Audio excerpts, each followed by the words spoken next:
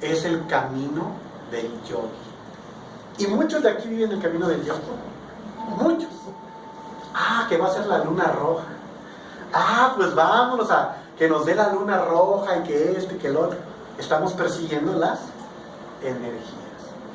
O que llega el primer día del año, vámonos a ver el amanecer, que nos dé esa energía, el primer rayo de sol, para lo que queremos emprender.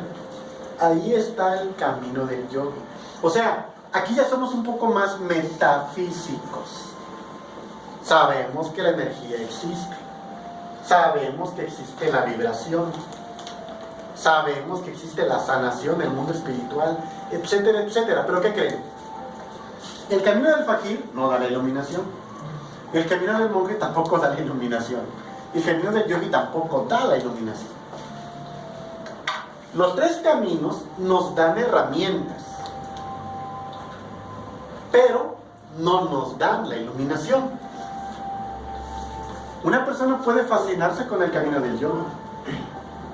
Yo soy maestro reikista, al igual que mi esposa, pero no estamos fascinados con el reiki.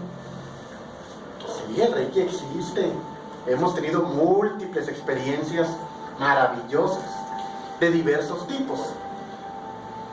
Pero eso no significa que desaparezca la sombra que hay en mí. Ni eso significa que uno con ello crea los cuerpos superiores. Ni eso significa que te conviertes en un maestro de sabiduría. Hay maestros plomeros, hay maestros carpinteros, hay maestros reikistas, hay maestros tarotólogos. Tarotólogos. ¿Ok? O sea, el que se fascina en el camino del yogi confunde la gimnasia con la magnesia y hace del vehículo un fin, y era un vehículo para pasar a otro nivel de comprensión. De hecho, toda aquella persona que trabaja utilizando energías hace una función, no es equivalente a un progreso espiritual. Si no, pregúntenle ahí al ladrón May, a René May. Y la gente se acumula, ¿por qué? Porque te hace sanador de un día para otro, y esto y el otro. He estado parado a 2 metros. Y vaya que es estudiar internamente a las personas. No hay nada. Lo único que hay es ganas de creer. Ganas de que alguien te diga que eres espiritual y que tienes un ángel parado al lado, etcétera, etcétera. Pero ¿por qué no comenzamos hablando de los pecados del que está parado enfrente? Para que sepa de qué se debe redimir, qué debe de transformar. Y que inclusive la sanación obedece un plan divino. Hay que pedir permiso. Y no siempre se da el permiso. Porque el karma es un proceso. Pero ¿qué ocurre si reúnes a miles de personas y obtienes tales donativos? Es increíble. Hay mucha gente atrapada en ello, en ese camino del yogi. Si vemos el lado positivo del camino del yogi, vemos nosotros un aspecto introductorio a la parte metafísica de la vida humana, a la constitución séptuple del hombre mismo. Así. Pero, de eso a asumir que eso es la iluminación es un error. Vamos a suponer, vámonos manejando a Mérida. Cancún, Mérida. Tizimín. Y agarro para Tizimín y hago del Reiki mi religión. Hago del Tarot mi religión. Hago de la parapsicología mi religión. Hago del manejo de cuarzos mi religión. Mi todo. O lo integro todo y ese es mi todo.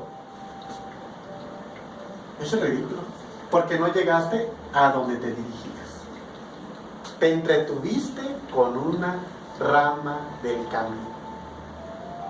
Por ejemplo, cuando hablamos de Cábala, muchas personas me dicen, bueno, ¿y cuándo va a hablar de Cábala?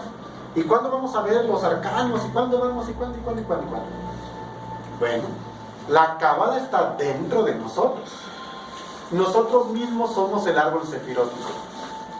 De nada nos serviría aprendernos las clavículas hebreas, la cábala predictiva, numerológica, interpretativa, etcétera, etcétera, si nuestro árbol cabalístico está en tinieblas? Y ese árbol cabalístico lo constituyen nuestras repercusiones en los mundos superiores, o sea, nuestros cuerpos internos. Y un árbol no se estudia tan solo del suelo hacia arriba, también tiene raíz. Y allí entran los glifos de la cábala. Los glifos de la cábala son, o es, la sombra de los sefirot. Y en los cursos de cábala que vemos en todas partes, no se habla de los glifos, porque nadie se estudia a sí mismo. Aunque quieren en la varita de Harry Potter, ¡ay, ese cabalista! ¡Wow! Aprendí cábala con el maestro tal. Pero la verdadera cábala es interna. El verdadero tarot es nuestro propio libro de la vida, de acuerdo a cómo vamos conquistando cada arcano, con toda la información que éste contiene. ¿Así? Entonces, el camino del yogi está muy bien. O sea, no vamos a condenar a la gente que está en esa circunstancia. Pero mi trabajo, al menos con los presentes, es señalar que no nos podemos quedar atorados en el camino del yogi. Cuando uno se atora en el camino del yogi es por vanidad. Así de simple. No, es que yo soy buenísimo con con el reiki, con los cuarzos, con aquello, con el otro. Ya se perdió la persona. Porque entonces, el conocimiento le sirve a él. No él le sirve al conocimiento. ¿Comprenden? Por ello el término terapeuta debe de ser usado justamente. Terapeuta viene del griego terapeute, que significa servidor del templo. O sea que cada ser humano que interactúa con un terapeuta, su cuerpo y sus repercusiones superiores son ese templo que el terapeuta va a reverenciar, con pureza, con santidad, con luz, etcétera, etcétera. ¿Y en qué se convierte el terapeuta? En un servidor del Padre, en una herramienta. Imagínense que el engrane de un reloj se sintiera más importante que todos los demás engranes. ¿Verdad que no? Todos forman parte de una maquinaria maravillosa universal, de un principio inteligente universal. Así, en el camino del yogi, si estamos en él, ya lo estamos explorando, por algo estamos aquí. Si no, no estaríamos. Seguramente el 90% de las personas presentes creen en las energías. Tienen algún testimonio o una esperanza en que esa parte metafísica exista. Efectivamente sí, así es. Pero ahora, el camino del yogi tiene aspectos positivos. Por ejemplo, el control de la mente. Si aprendemos nosotros a controlar nuestra mente, tenemos un acceso a la conciencia que se encuentra detrás del no pensamiento. Pero hoy todo el mundo está gobernado por una mente parlanchina, demasiado activa. Y el camino del yogi, a través de la meditación, nos enseña cómo trabajar la mente. Si nosotros reunimos lo mejor de estos caminos, obtendríamos el cuarto camino. El cuarto camino es la llamada gnosis. Pero, ¿qué es la gnosis? Atención. Gnosis procede del griego gnocere, que significa conocimiento. Pero este gnocere es un conocimiento cósmico, universal, que se encuentra en todo el cosmos, en todos los planetas, en todo el universo. Y ese conocimiento arquetípico emana o surge gradualmente y se expresa a través de las almas desarrolladas. O sea, hablaríamos nosotros que la gran verdad cósmica universal desciende de esfera en esfera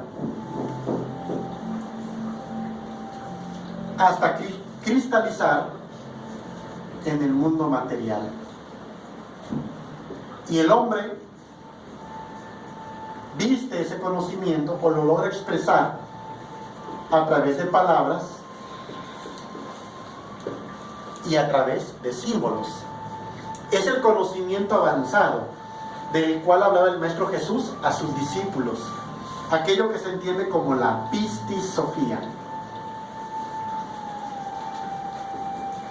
Y se habla en esta pistisofía acerca de cómo el conocimiento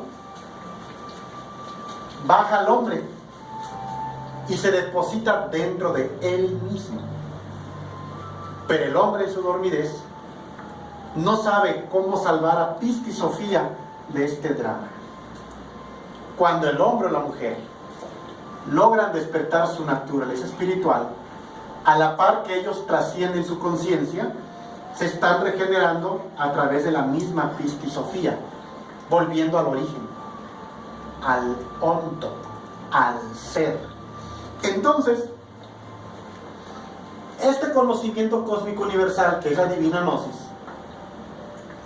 se viste con diferentes trajes de acuerdo a la vibración de la sangre del pueblo, y los seres sabios, capaces de comprenderla y de expresarla, la perpetúan de generación en generación a través de los templos de misterios.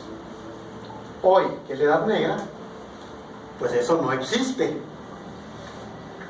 O sea que estoy yéndome más allá de la palabra gnosis. Podríamos ver un lugar que diga gnosis y ahí no está la gnosis. Como cualquier persona puede traer una medallita que diga Cristo y dentro de sí no está el Cristo. Cuando hablamos de gnosis, hablamos de una sabiduría perenne, inmortal, universal, que es inherente como la humedad al agua y que se expresa en todos los mundos, que es la vía reconstructiva del camino a la divinidad.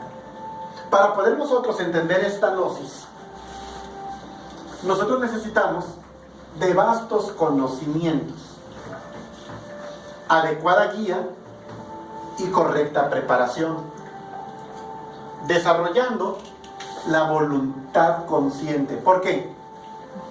Es más fácil clavarse en madero, como en Filipinas, que enfrentar nuestros propios defectos, que vigilar nuestra propia mente, que tener la disciplina y la voluntad de transformarse radicalmente. O por ejemplo, hacer una práctica consciente todos los días. Hay gente que la pereza le gana, no hace sus prácticas, no hace sus ejercicios y por lo tanto nunca progresa, por pereza. Pero a esa persona le dicen, dona 80,000 pesos a la religión o al templo. Prefieren eso que vencerse a sí mismos. Necesitamos desarrollar el sentido devocional del ser, pero de una forma consciente. Aprender a meditar en realidad. A nosotros nos da pues mucha pena ver que en todas partes se venden cursos de meditación y no son cursos de meditación. Se habla de meditaciones angelicales, se habla de meditar en los chakras, se habla y no tiene nada que ver con la verdadera meditación. Es increíble. Y más en esta parte de la República Mexicana.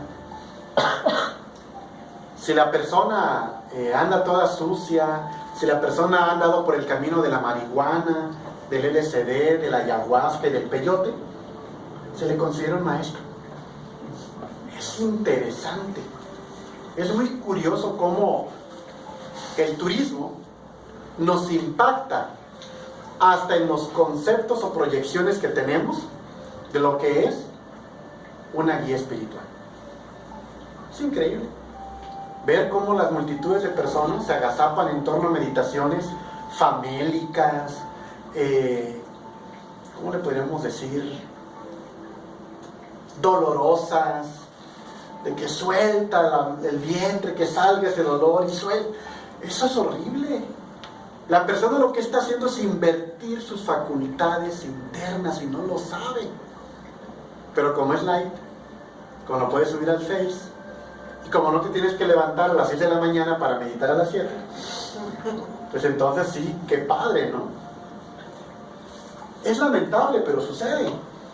Necesitamos también conocer acerca de la alquimia. ¿No creen ustedes que si la Iglesia Católica quemó tanto alquimista fue porque sabían algo? Los conocimientos de la alquimia son maravillosos y nos permiten convertir el plomo en oro. El plomo de la personalidad densa, lunar y pesada en el oro del espíritu. Pero ellos, sus conocimientos, los disfrazaban de fórmulas químicas. Y era un conocimiento completamente iniciático.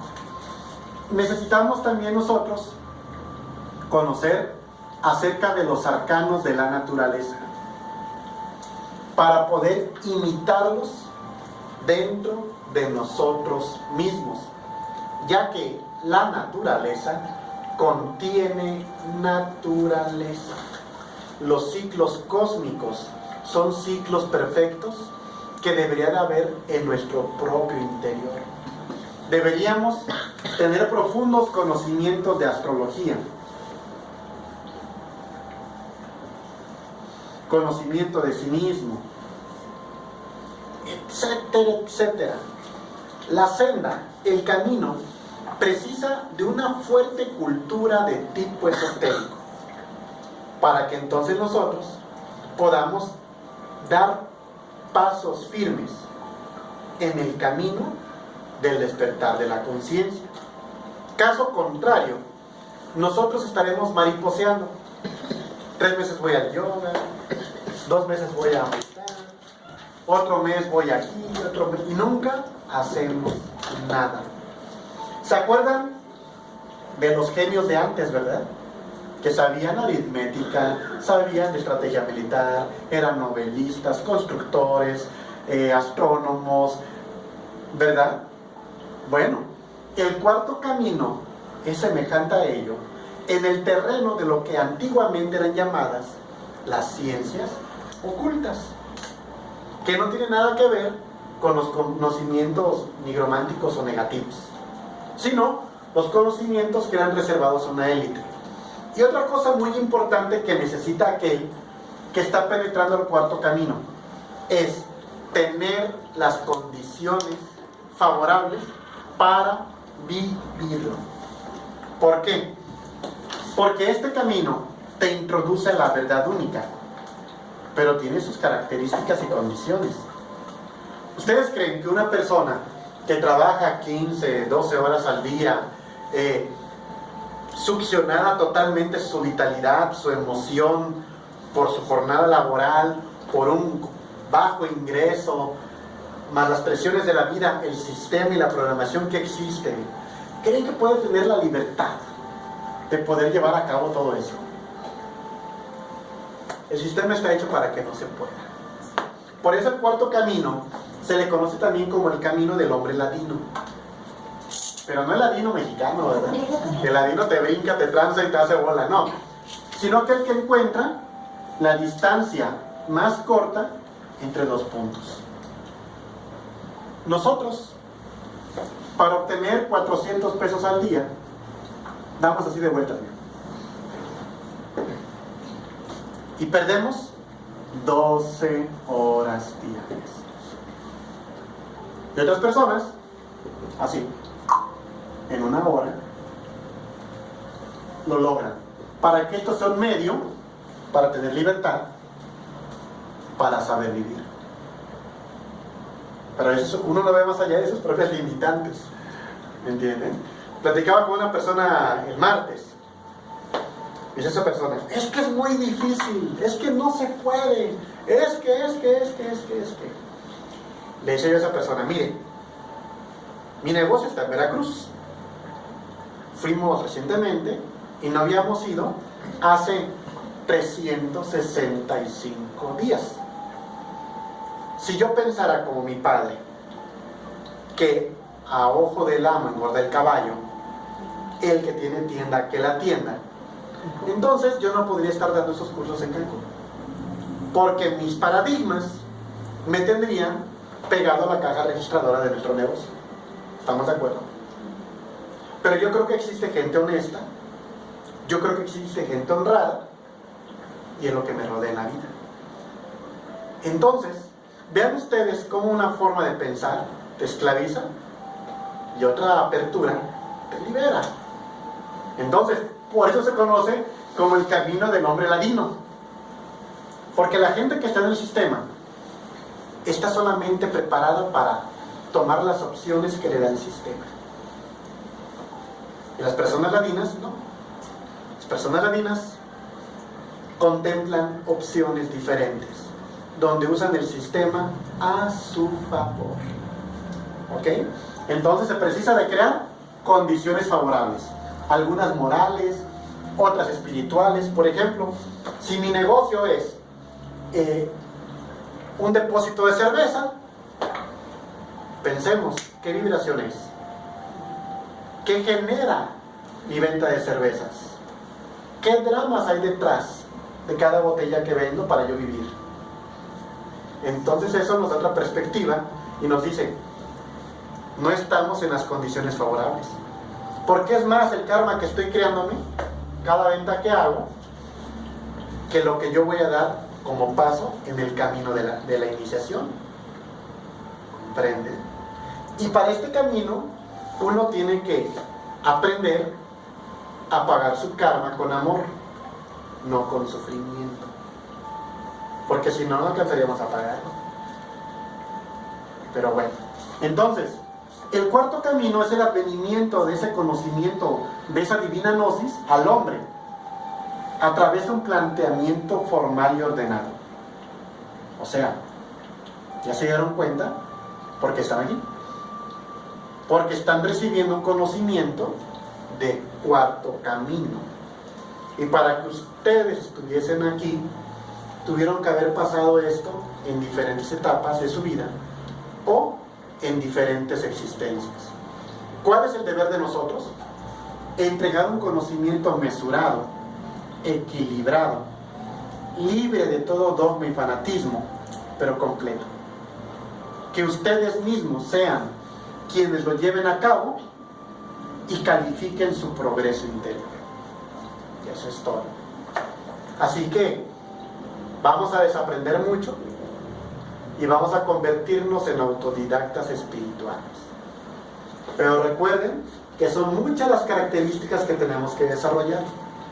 Por eso cuando alguien me pregunta a mí, ¿y cuál es el temario del curso? Es que no hay un temario. Cada grupo es diferente. A este grupo, por ejemplo, que eran dos grupos, jueves y viernes, es un grupo al que curiosamente le toca que viajemos. Es interesante. Cuando íbamos en ese primer vuelo, que nos tuvimos que dejar, digo a mi esposa, fíjate cómo todo es perfecto. Por lo visto hay personas que necesitan esto que les va a enfriar para no eclipsar con su energía a los que sí quieren progresar. ¿Me entienden? O sea, hay personas que no soportan, por ejemplo, el hecho de que no demos la clase.